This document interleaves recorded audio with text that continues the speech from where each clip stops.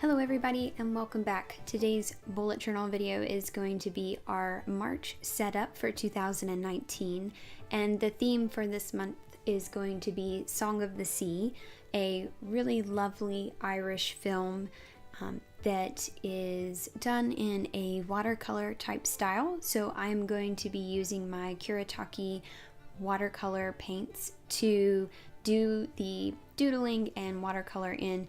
I am definitely by no means a watercolor specialist, and I just kind of do what feels right for me, so it will not be as good as the film, but it was certainly fun to do. And if you haven't tried doing watercolor in your bullet journal, then I definitely recommend giving it a try.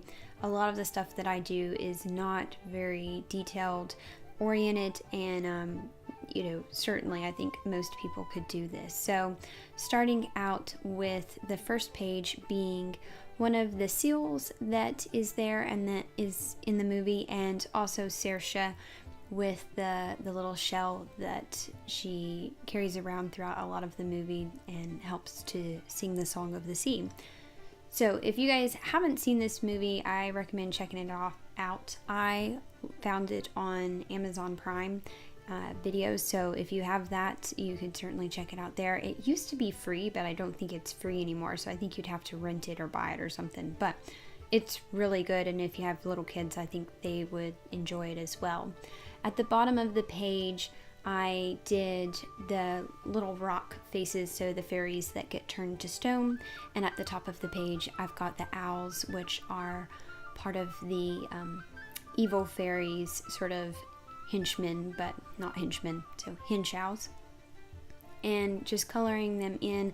And I like to outline my watercolor, and so definitely you want to use a fine liner pen that is waterproof, especially if you're going to be doing your outlining before you fill it in. If you're doing it over the top of it, just making sure that your page is really dry is going to be the best practice there. But with the Faber-Castell artist pens and the Uniball fine liner pens, sometimes my paper was still a little bit wet, and I found that I really didn't get a lot of smudging with it. So those are two pens that I definitely recommend for doing this.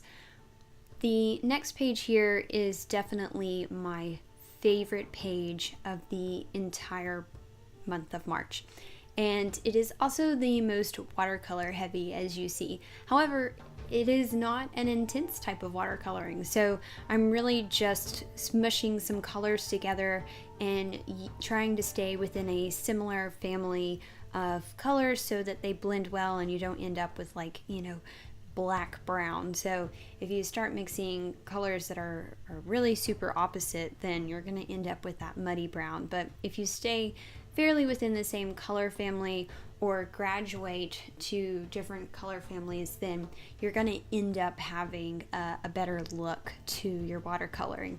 And I use the Leuchtturm journal, so it holds watercolor fairly well. This one is pretty much the wettest one, and I expect it to have some crinkling with this watercolor, but really all in all it's not too bad. The other thing is I tend to like my watercolor to be really quite vibrant, which some people don't. They like theirs to be a little more muted, but in order to get more of that vibrant color, I find that I have to use less water, which ends up working out pretty well for me since I'm doing it on paper that is not necessarily watercolor paper. So I know there are several other bullet journals out there that do pretty well with watercoloring, but the Leuchtturm journal did really good for me. So this page is inspired by the part in the journey where Ben actually finds this crazy guy. I don't remember what his name was, but he basically can remember everything through the strands of his hair, and so there's just like hair all throughout this cavern, and that's where Ben kind of realizes, I think, what's going on and sort of wants to go ahead and find his sister. So the one thing that I didn't show in here and that I did afterwards was I did go back and use my